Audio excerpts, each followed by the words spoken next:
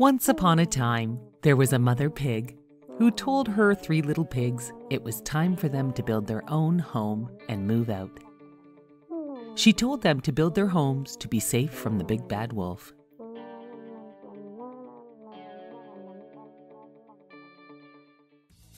The first little pig bought some straw and built his house. Soon enough, a wolf came along and knocked on his door. The wolf asked, little piggy, let me come in." "Not by the hair of my chinny chin chin," answered the little pig. "Then I'll huff and I'll puff and I'll blow your house down." And the wolf blew down the little piggy's straw house. The second little pig built a house made of sticks. Along came the wolf, who said, little piggy, let me come in." "Not by the hair of my chinny chin chin," said the little pig. "Then I'll huff and I'll puff and I'll blow your house down," said the wolf. The wolf blew down the stick house. The third little piggy made a house of bricks. He built a very strong house. Soon enough, along came the wolf. He knocked on the pig's door and said, little piggy, let me come in." "Not by the hair of my chinny chin chin," said the pig. "Then I'll huff and I'll puff and I'll blow your house down," said the wolf. So the wolf huffed and he puffed, but he could not blow down the strong brick house.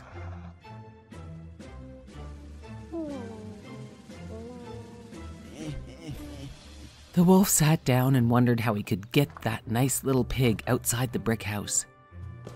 Then he had an idea.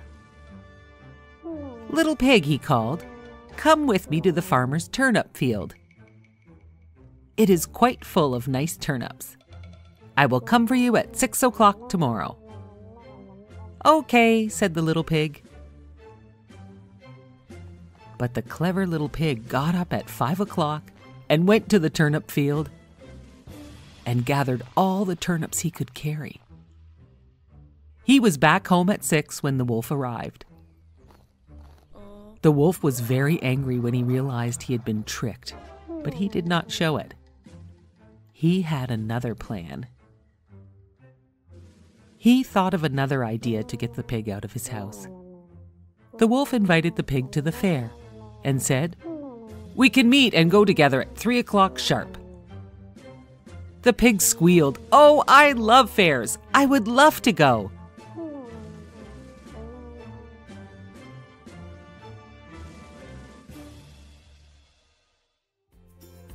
The little pig slipped out early to the fair and had a wonderful time, playing games and eating cotton candy. He even bought a nice new barrel to collect his rainwater. On the way home from the fair, he saw the wolf coming up to meet him. The little pig climbed into his new barrel to hide.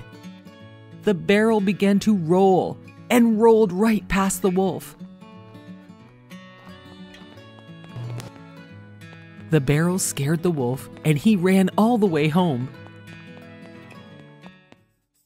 After a while, the wolf went to tell the pig about the strange barrel that was rolling right towards him. The little pig laughed and said, "It was only a barrel," the little pig told him. "I was inside the barrel." The big bad wolf did not like to be laughed at, and he was tired of the little pig's tricks.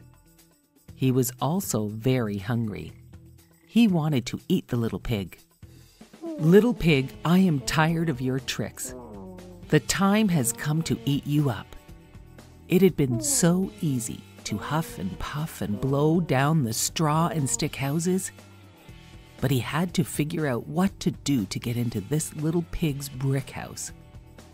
The big bad wolf looked up and saw the chimney for the fireplace.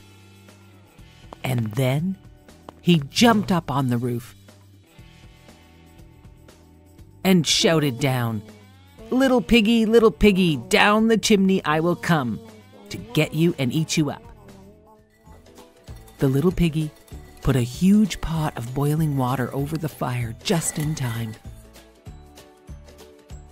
The big bad wolf jumped into the chimney and fell all the way down, right into the pot of hot water.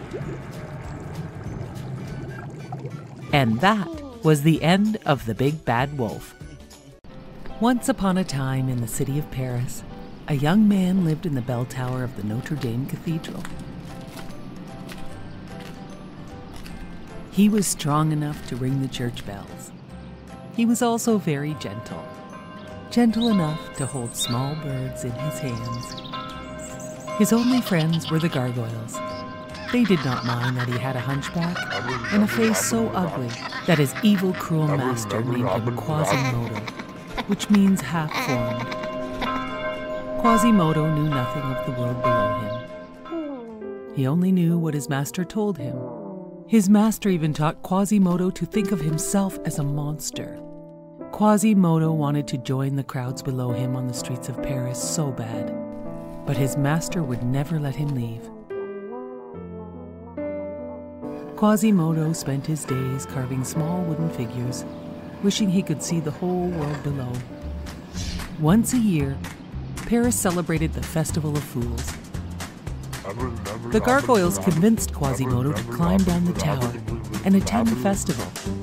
Everyone wore masks at the festival, so no one would pay attention to Quasimodo's looks. Quasimodo went to the festival and saw the most beautiful gypsy dancer, Esmeralda. The master's newest soldier, Captain Phoebus, saw Esmeralda and also thought she was the most beautiful. All of a sudden, the crowd grabbed Quasimodo and made him king of fools, until they found out his face was not a mask. He was a monster. They tied him down with ropes so he could not escape. Quasimodo begged his master for help, but he refused. All of a sudden, the beautiful gypsy Esmeralda cut Quasimodo free and yelled at his master. "You mistreat Quasimodo like you mistreat my people," Esmeralda said. "You will pay for this," yelled the master, and he ordered his new Captain Phoebus to arrest her. Esmeralda snuck away into the cathedral with her goat. Captain Phoebus found her there and did not want to arrest her. He told her she could claim sanctuary as long as she stayed inside the church. "If she sets one foot outside this church, she will be my prisoner," said the cruel master. Quasimodo and Esmeralda became great friends. Quasimodo was confused because the master had told him how bad gypsies were, but Esmeralda was kind and good. And she did not think Quasimodo was a monster at all. "I think the master is wrong about both of us," said Esmeralda. Quasimodo helped her plan her escape. Quasimodo carried Esmeralda and her goat down the church walls to the street one night. She gave Quasimodo a special amulet and said, "Use this if you ever need help. It will show you how to find the Court of Miracles, the secret gypsy hideout." She promised she would visit Quasimodo again and kissed him on the cheek. When Esmeralda returned, she brought Captain Phoebus, who had been badly wounded. "The master attacked us, and Captain Phoebus tried to help. Please help him get well." Quasimodo agreed and hid the captain in the bell tower. The master still wanted to find the gypsies and thought Quasimodo might know where to find them all in their secret hideaway. The master tricked Quasimodo and told him he knew where the secret hideaway was, and he would attack the gypsies at dawn with 1,000 of his soldiers. This was just a trick by the cruel master. Quasimodo and Captain Phoebus decided they must use the special amulet to find Esmeralda and warn her. They secretly made their way to the Court of Miracles, but they had no idea the master and his soldiers were secretly following them. Quasimodo and Captain Phoebus led them to the secret gypsy hiding place. "Take them all away," the cruel master yelled to his soldiers. "No, please," begged Quasimodo. But the master had a heart of stone. The next day, the master had chained up Quasimodo in the bell tower and was going to punish Esmeralda in the courtyard below. Quasimodo broke his chains and rescued Esmeralda and brought her to safety in the bell tower. The master tried to break into the tower with his soldiers, but the gargoyles beat the master and his men. At last, the master's evil reign was over. The people of Paris cheered. Hip hip hooray for Quasimodo! Finally, Quasimodo understood he was not a monster at all. But to the people of Paris, he was a great hero. Long ago, in a small village, a woodcarver named Geppetto made a wooden puppet. It looked so much like a real boy that Geppetto gave it a name, Pinocchio. The old man was so happy, he showed the puppet to his cat Figaro and his goldfish Cleo. As Geppetto showed his puppet to his dear pets, a small cricket named Jiminy Cricket snuck into Geppetto's house to have a warm night's sleep. Jiminy Cricket watched as Geppetto set the puppet down and gazed out the window at the stars. "Look at that! The wishing star!" Geppetto cried. Geppetto wished Pinocchio was a real boy. Soon it was bedtime, and Geppetto, Figaro, Cleo, and Jiminy Cricket all fell asleep. Before long, a beautiful light filled the workshop and woke up Jiminy Cricket. It was the Blue Fairy. She had heard Geppetto's wish and was there to make Pinocchio a real boy. She touched the puppet with her magic wand, and Pinocchio came to life. But Pinocchio had to prove he was brave, truthful, and unselfish to become a real boy. The Blue Fairy knew Pinocchio would need help, so she made Jiminy Cricket his helper, so he would help him to choose between right and wrong, and prove himself. Geppetto was delighted with Pinocchio, and he sent him off to school like a good parent. On the way to school, Pinocchio met a sly fox, who said Pinocchio could make a lot of money and didn't have to go to school. Jiminy Cricket didn't trust the sly fox. The sly fox said he could spend all of his time having fun in the theater instead of studying at school. Pinocchio said, "Okay!" and off he went with the sly fox to the theater owner. That night, the theater owner put Pinocchio on stage. He was a big hit as he sang and danced for the crowd. The crowd threw money on the stage. Jiminy Cricket, who was in the crowd, worried. After the show, the theater owner locked Pinocchio up and said, "You will live here and make me lots of money." Pinocchio and Jiminy Cricket wondered how he could escape. Luckily, the Blue Fairy arrived. She asked Pinocchio why he missed school. He lied. She asked him more questions, and each time he told a lie, his nose grew longer and longer. The Blue Fairy reminded him to tell the truth if he wanted to be a real boy. Pinocchio promised he would tell the truth. She fixed his nose and set him free. The next day, Pinocchio met the sly fox again. The sly fox convinced Pinocchio to not go to school, but instead play and have fun all day. Pinocchio followed the fox, not returning home after regular school time. Geppetto was worried and went to look for Pinocchio. Geppetto sailed his boat to search for Pinocchio, and he was swallowed up by a huge whale. When Pinocchio returned home from playing all day, he found this out, and he knew he must save Geppetto. Pinocchio and Jiminy Cricket found the huge whale, and they teased him with the fish. The whale grabbed the fish, the pole, Pinocchio, and Jiminy Cricket, and they were all swallowed into his belly. They found Geppetto in the whale's belly too.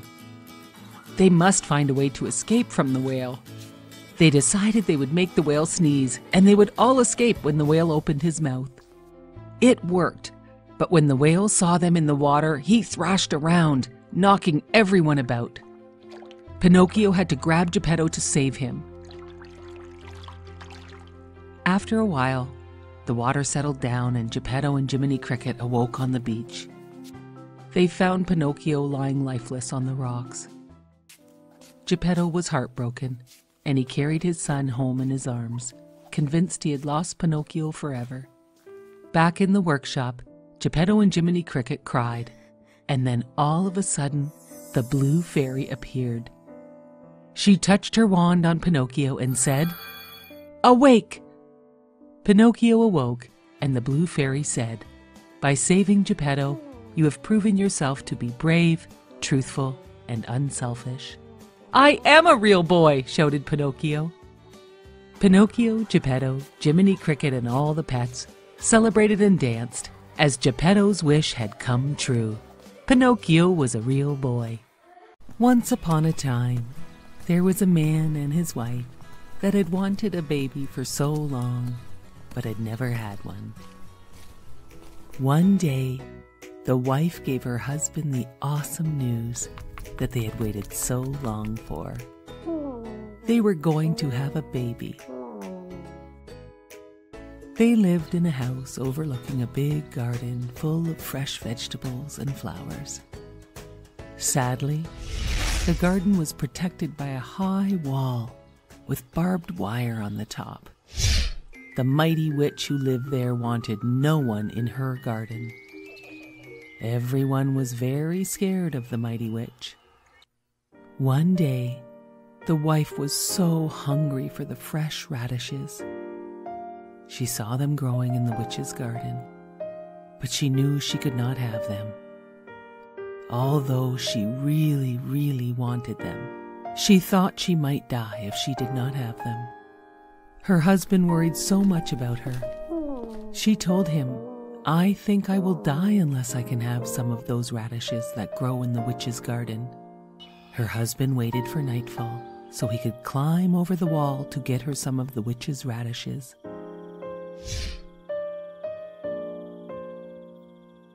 He got her some and climbed back over.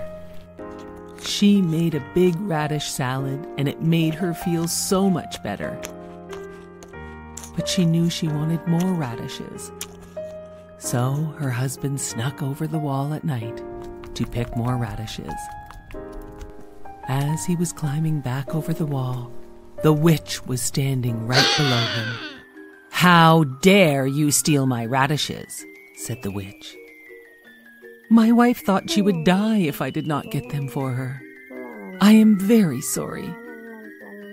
"If this is true," said the witch, "you can have all the radishes you want, on one condition. You must promise to give me your child to raise as my own." The man was so scared he agreed to whatever she said just to get away. When the beautiful child was born, the witch came and took her away, just as she had threatened. She named her Rapunzel, which means radish. Rapunzel grew more and more beautiful every day, and on her 12th birthday, the witch locked her up in a high tower deep in the woods. The tower had no stairs, no door, only a small window. Rapunzel had beautiful long hair that had never been cut, and when the witch wanted to go up to see her, she would cry, "Rapunzel, Rapunzel, let down your hair." The witch would climb up her hair to see her. This went on for years. One day, a prince was riding by the tower and heard Rapunzel singing. He looked at the tower but had no idea how to get in. So he left. But he came by the next day and saw the witch crying, "Rapunzel, Rapunzel, let down your hair." And he saw the beautiful girl who sang, let down her hair for the witch to climb up to see her. The prince returned at dusk and cried, "Rapunzel, Rapunzel, let down your hair." Rapunzel could not believe it when the young prince appeared, and it was not the witch. they fell in love at first sight. They made a plan for Rapunzel to escape. The witch found this out and cut off Rapunzel's hair and hid her away far from the tower. That night, the witch waited for the prince. He cried, "Rapunzel, Rapunzel, let down your hair." The witch threw out Rapunzel's hair, and he climbed up. To his surprise, it was the witch, not Rapunzel. The witch cursed him. "You will never see again." And with that, he was blind. For some time he wandered the forest, hoping to hear Rapunzel singing again. And then, one day, he heard her singing. He followed her voice and found her. They hugged and Rapunzel cried, so happy to see him again. One of her tears fell on his face, and a miracle happened. He could see again. "Oh, I am so happy to see you again," said the prince. And then another miracle happened. Rapunzel's beautiful hair grew back, as long and shiny as it had been. The prince took Rapunzel to his kingdom far away from the witch, where they lived happily ever after.